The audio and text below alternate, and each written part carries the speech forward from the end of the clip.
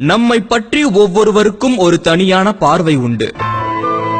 அறிமுகம் இல்லாதவர்களின் பார்வையில் நாம் எல்லோரும் சாதாரண மனிதர்கள். பொறாமைக்காரரின் பார்வையில் நாம் அனைவரும் அகந்தையாளர்கள். நம்மை புரிந்து கொண்டோரின் பார்வையில் நாம் அற்புதமானவர்கள்.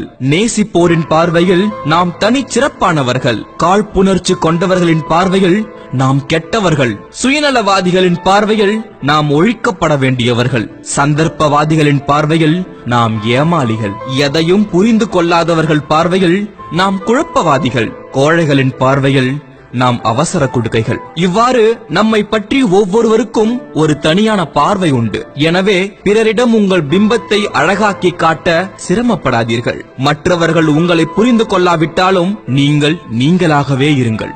மனிதர்களை திருப்திப்படுத்துதல் என்பது எட்ட முடியாத இலக்கு. இது போன்ற மனிதர்களிடம் எட்ட முடியாததை விட்டுவிடுங்கள், ஆனால் அடைய வேண்டியதை விட்டுவிடாதீர்கள்.